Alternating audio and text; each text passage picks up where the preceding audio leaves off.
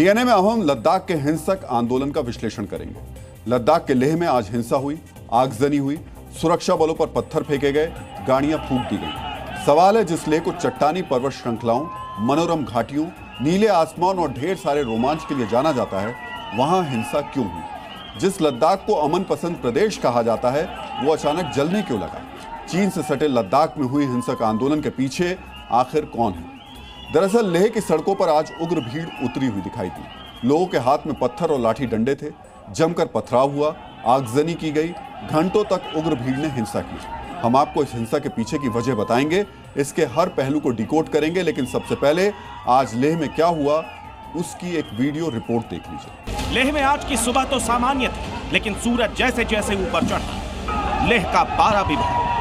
दोपहर करीब 12 बजे लेह के मुख्य बाजार और हिल काउंसिल के आसपास प्रदर्शनकारी इकट्ठा होने लगे। सैकड़ों की तादाद में प्रदर्शनकारी आगे बढ़ रहे थे, लेकिन इन्हें जैसे ही रोकने की कोशिश की गई, भीड़ उग्र हो गई। भीड़ को रोकने के लिए सीआरपीएफ की तैनाती की गई, लेकिन युवाओं की भीड़ ने सुरक्षा कर्मियों पर पथराव शुरू कर दिया। सामने सीआरपीएफ की गाड़ी पर खूब पत्थर बरसाए गए। उग्र होती भीड़ को काबू में करने के लिए सुरक्षा कर्मियों ने आंसू गैस के गोले भी दागे, लेकिन भीड़ आगे बढ़ती गई और देखते ही देखते सीआरपीएफ की एक गाड़ी को आग के हवाले कर दिया। यहीं से शुरू हुआ आगजनी का सिलसिला। भीड़ ने पहले लेह हिल काउंसिल भवन के बाहर पहुंचते ही पथराव शुरू किया। उसके बाद प्रदर्शनकारियों ने बीजेपी के लेह कार्यालय पर हमला कर दिया। प्रदर्शनकारी युवक बीजेपी के दफ्तर में घुस गए। कुछ प्रदर्शनकारी छत पर चढ़ गए। एक ने बीजेपी के झंडे को उखाड़ कर नीचे फेंक दिया, तो वहीं दूसरा शख्स इतने गुस्से में था कि झंडे पर डंडे से वार करने लगा। बीजेपी दफ्तर में कैसा तांडव किया गया, वो तस्वीरें बयां कर रही हैं। चारों तरफ से आग की लपटें उठ रही हैं, खिड़कियों से काला धुआं निकल रहा है। बीजेपी दफ्तर को पूरी तरह से प्रदर्शनकारियों ने जला दिया। आमतौर पर शांत माना जाने वाला लेह आज सुलग रहा था। इन तस्वीरों को देखिए। प्रदर्शनकारी लेह शहर की बिल्डिंग्स की छत पर खड़े हैं। नीचे कई गाड़ियों को आग के हवाले कर दिया गया है। चारों तरफ अराजकता ही नजर आ रही है। नुकसान कितना हुआ उसका अंदाजा लगाना मुश्किल है, लेकिन जो तस्वीरें आज सामने आई हैं, उससे तो यही लग रहा है कि करीब करीब 1 दर्जन गाड़ियों को आग के हवाले कर दिया गया और कई इमारतों से अभी तक धुआं निकल रहा है। लेह में हिंसक प्रदर्शन की तस्वीरों में अगर आपने एक चीज गौर की होगी तो आपने देखा होगा कि यहां सड़क पर उतरा हर एक शख्स युवा था। लेकिन फिर से वही सवाल, लेह का युवा आज अचानक हिंसक कैसे हो गया? लेह में बीते 2 हफ्ते से 15 लोग अनशन पर बैठे हैं।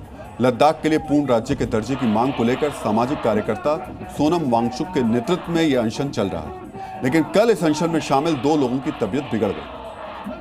इसके बाद आज ले एपेक्स बॉडी और कांगला रिगजोड नाम के 2 संगठनों ने लोगों से प्रदर्शन करने की अपील की। इस अपील का असर सड़कों पर दिखाई दिया। सैकड़ों की संख्या में युवा जुटे और देखते ही देखते ये शांतिपूर्ण प्रदर्शन कुछ ही समय बाद हिंसक हो गया। हालांकि इस हिंसा के तुरंत बाद सोनम वांगचुक ने अपने अनशन को वापस लेते हुए छात्रों से हिंसा रोकने की मांग की। लोग सोचते हैं कि ये हमारे समर्थक थे। मैं कहूँगा हमारे समर्थक से ज़्यादा, हालांकि समर्थक पूरा लद्दाख है इस मुद्दे पर, लद्दाख के, मगर ये युवा पीढ़ी का बड़ास था, एक तरह का जेन-ज़ी रेवोल्यूशन जो कि उनको सड़कों पे लाया। 5 सालों से वो बेरोजगार हैं। एक के बाद एक बहाने करके उन्हें नौकरियों से बाहर रखा जा रहा है। मैं अपील करता हूं लद्दाख के युवा पीढ़ी से कि वो जो भी हो। अब सवाल ये उठता है कि जब प्रदर्शन शांतिपूर्ण तरीके से चल रहा था, तब अचानक लेह आज जला क्यों? क्या इसके पीछे कोई सुनियोजित साजिश थी? क्या इसके पीछे कोई मास्टरमाइंड था? क्या इस बीच इस हिंसा को लेकर सूत्रों से जो जानकारी मिल रही है वो बेहद चौंकाने वाली है। सूत्रों के हवाले से हम जो खुलासा कर रहे हैं उसे बहुत गौर से देखने की जरूरत है।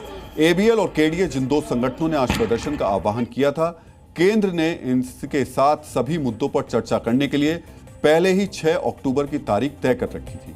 इन संगठनों ने बैठक को 25-26 सितंबर को करने की मांग की थी। बताया जा रहा है कि इस पर विचार भी किया जा रहा था। ऐसे में सवाल उठ रहा है कि खुले मन से बातचीत की योजना थी तो फिर हिंसा क्यों भड़की? सवाल सोनम वांगचुक के रोल पर भी उठ रहे हैं। सवाल ये भी उठाए जा रहे हैं, क्या उन्होंने इस मंच का इस्तेमाल अपने निजी मुद्दों के लिए किया? क्या कुछ अनियमितताओं को छिपाने के लिए प्रदर्शन का सहारा लिया जा रहा है? लेह में उग्र प्रदर्शन को स्थानीय कांग्रेस नेताओं के बयानों पर भी सवाल उठ रहे हैं। सूत्रों के हवाले से खबर आ रही है कि कांग्रेस के स्थानीय नेताओं ने अपने हालिया भाषणों में पथराव, बंद, आगजनी जैसी बातें कही थी। ऐसे में सवाल उठ रहा है कि क्या इन बयानों के जरिए भीड़ को कोई निर्देश दिया गया? लेह में आज हुई हिंसा पर सूत्रों के हवाले से जो बातें सामने आ रही हैं, उससे यह सवाल उठ रहा है कि क्या राजनीतिक और निजी स्वार्थ के लिए यह सब किया गया, स्थिति अपने आप बिगड़ी या फिर इसे बिगाड़ा गया। इन सभी पहलुओं पर जांच जारी है, लेकिन यहां आपको यह भी समझना जरूरी है कि लद्दाख के युवा पूर्ण राज्य की मांग को लेकर अड़े हुए क्यों हैं। इस वक्त लद्दाख एक यूनियन टेरिटरी यानी केंद्र शासित प्रदेश है, लेकिन यहां के युवा चाहते हैं कि इसे राज्य का दर्जा मिल जाए। लद्दाख के लोगों को पूर्ण राज्य का दर्जा क्यों चाहिए, इसे 4 पॉइंट्स के जरिए अब समझिए। पहला है सांस्कृतिक और जनजातीय पहचान की रक्षा। लद्दाख की 97% आबादी अनुसूचित जनजाति है। पूर्ण राज्य का दर्जा मिलने पर भूमि, संस्कृति, भाषा और पर्यावरण पर स्थानीय कानून होगा, लेकिन यूटी का दर्जा रहते यह सुरक्षा संभव नहीं है, जिससे बाहरी निवेश से डेमोग्राफिक बदलाव का डर इन्हें सता रहा है। दूसरा पहलू है भूमि और संसाधनों का संरक्षण। लद्दाख के युवा मानते हैं कि यूटी में केंद्र का नियंत्रण होने से स्थानीय भूमि अधिकार खतरे में है, वहीं राज्य का दर्जा मिल जाने पर स्थानीय नियंत्रण बढ़ेगा। तीसरा पहलू है रोजगार। युवाओं का आरोप है कि यूटी का दर्ज होने की वजह से नौकरियां बाहरी लोगों को मिल रही हैं। इनका मानना है कि पूर्ण राज्य का दर्जा मिलने के बाद स्थानीय युवाओं को प्राथमिकता मिलेगी, बेरोजगारी कम होगी। चौथा पहलू है राजनीतिक प्रतिनिधित्व। धारा 370 हटने से पहले जम्मू कश्मीर विधानसभा में लद्दाख के 4 विधायक थे, लेकिन यूटी में विधानसभा नहीं है, सिर्फ नौकरशाही है। लद्दाख के युवाओं की मांग है कि लद्दाख की अपनी विधानसभा होनी चाहिए, लोकल लीडरशिप होनी चाहिए। क्यों बदलना है? अरे क्योंकि बदलाव जरूरी है। पहचान नहीं छोड़नी चाहिए। पहचान कौन छोड़ रहा है? तेवर वही रहेंगे, लेकिन अंदाज नया होगा। कैसे बदल रहे हैं, देखते रहिए, जवाब मिलेगा। दुनिया को पता चल जाएगा, सब बदल जाएगा। 25 सितंबर, खबर वही, अंदाज नया। जी न्यूज़। जी न्यूज़।